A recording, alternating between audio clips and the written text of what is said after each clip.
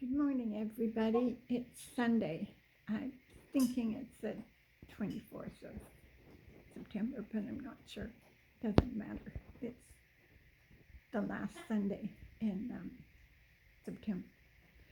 So I have been invited to go look at a particular um, little piece of landscape near my home that I wish to paint. I'll probably paint it on 30 by 40 inches or maybe larger than that. I like to paint big. So I might be too tired to do this tonight. So I'm going to do it in the morning. It's 7:37 and I can check the date on my computer. It'll tell me. It's so good about things like that. If I can read it from here. Yep, it's the 24th. So from that video I did last evening, I've had such positive feedback from it, because I thought, who wants to hear an old lady rambling about all sorts of things? But I'm really encouraged, and I'm always motivated to do things. I'm usually out on my balcony doing my little morning prayer and gratitude thing. But this morning, because I'm not sure I'm going to be up to doing it this evening, I'm going to do my second video in this series. It takes a lot of courage to do this kind of thing. But I am following a few people from various parts of the world that are doing things that are so brave and so courageous and so exposing themselves to public criticism that I thought, well, I need to do this. The other thing I saw recently on Facebook was that by the time a person has died and 50 years have gone by, nobody will really remember that person, and they won't have any knowledge of what that individual's parents and grandparents and great-grandparents went through to get the individual currently alive to that point. And that's certainly my case. My two brothers, which are were younger, they both passed away, one some time ago and one just recently. And I was the oldest one of the three. And I remember my great-grandmother, and I've never talked about her, but I will talk about her. But there's all these things rolling through my mind, what the horses have taught me, what the very important horse people that impacted my life taught me. There's one in particular. He's now, I think he's going to be 88 this year, end of December, 1st of January birthday. And he still has horses. He still rides occasionally, hoping he won't get bucked off. That's always important.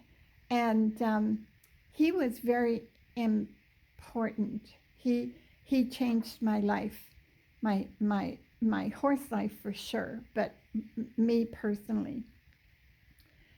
And I will talk about that because that's really important. And I've been called everything from a witch to a horse whisperer about all that knowledge, but I'm not going to go there today. What I want to talk about is the responsibility that we have as individuals once we gain a certain level of knowledge and understanding, and we kind of more or less have our ducks lined up. I think it becomes very important to share um, that knowledge and wisdom, because if we don't share it, there's another horseman. He says that secondhand knowledge is just as good as firsthand knowledge.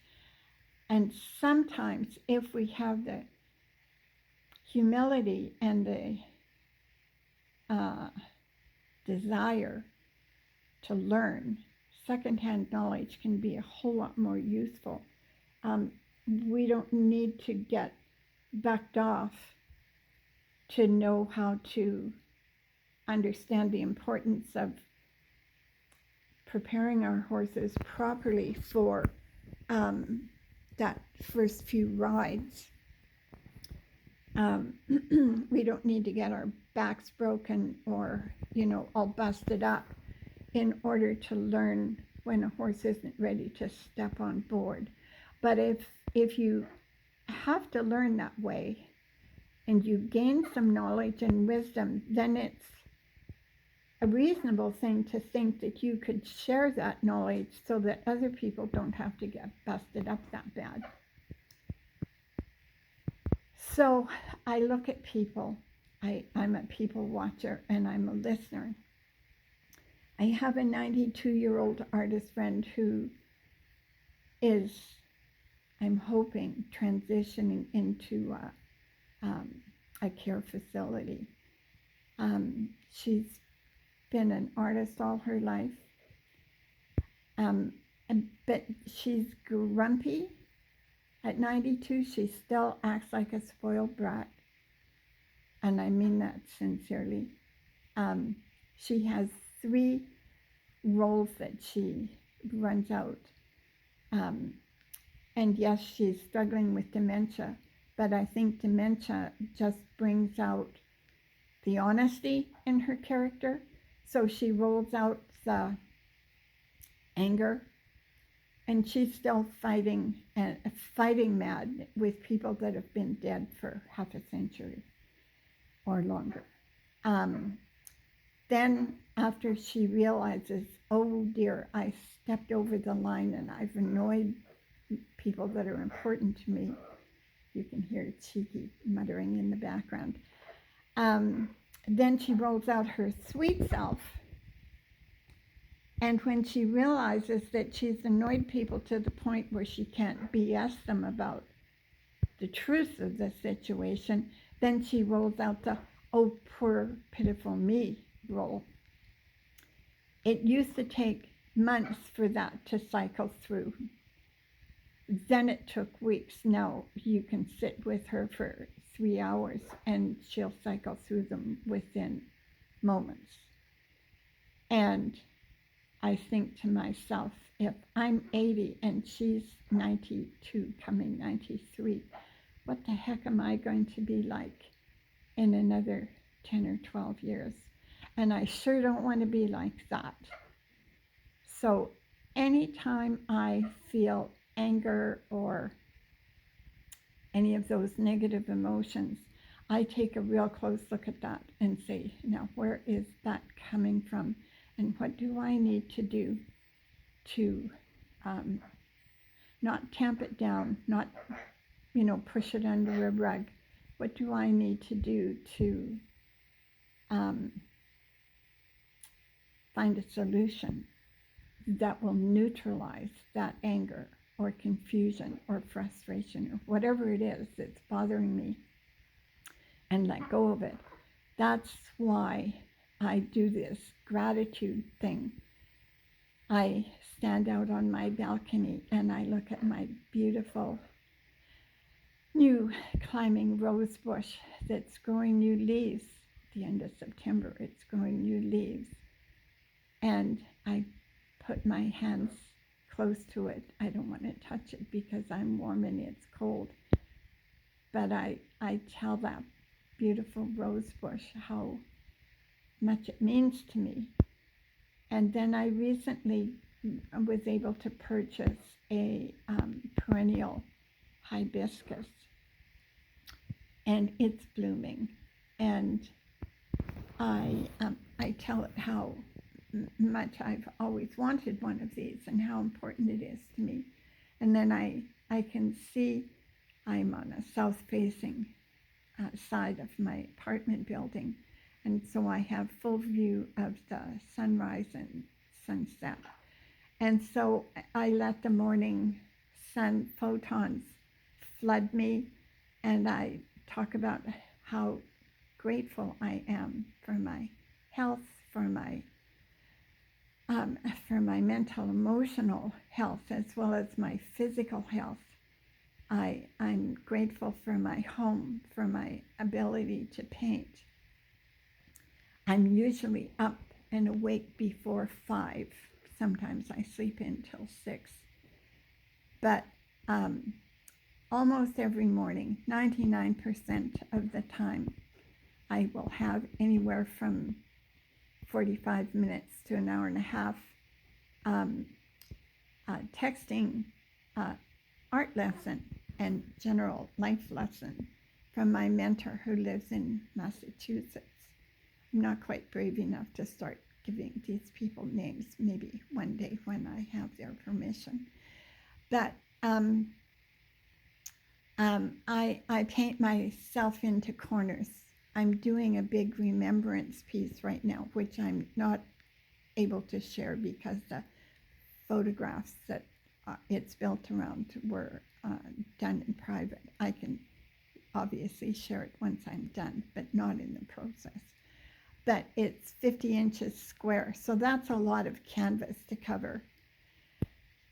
And it's actually physical work, but the point is that this wonderful woman shares with me every morning.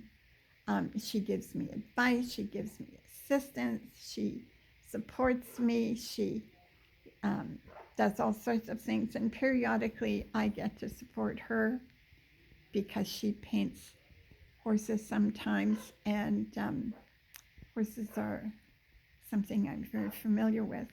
So I have this morning conversation, 3 hours difference, and so I'm an early riser from having a horse life, but I continue to do that so I can have this wonderful conversation.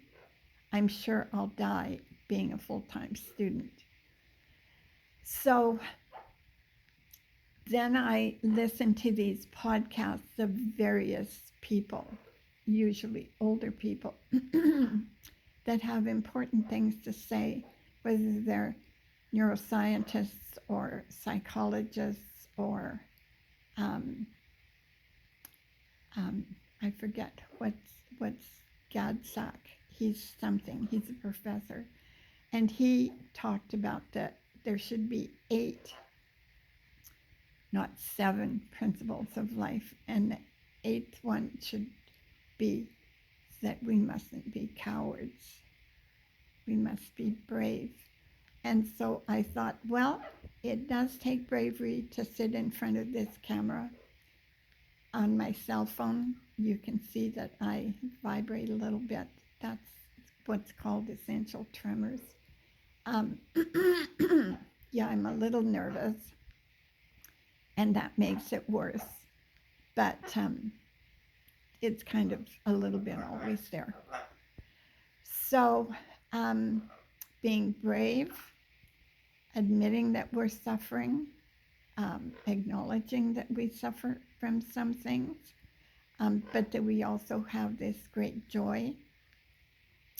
I'm looking at this painting as I'm talking, and I can see where I need to do more, where I need to change a few things, but I can also see that it's developing.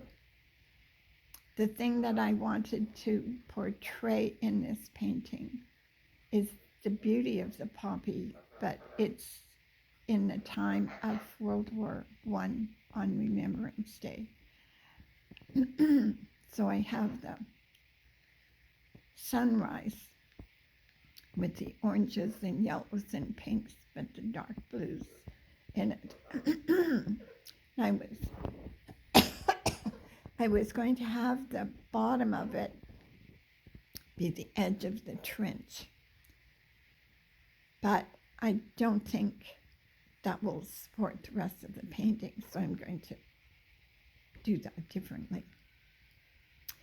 So whatever it is you're doing today, wherever you are in your mental, emotional, physical state, I have another friend who's in hospice, dying of untreatable cancer, and she's fighting it every step of the way, but she's fighting it with anger. That's very sad.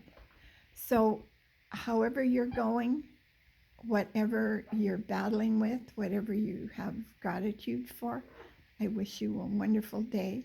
And I will keep doing these videos and posting them on my YouTube channel and on my Instagram. Love you all. I wish you a wonderful Sunday, and live life to your fullest and enjoy it. Bye.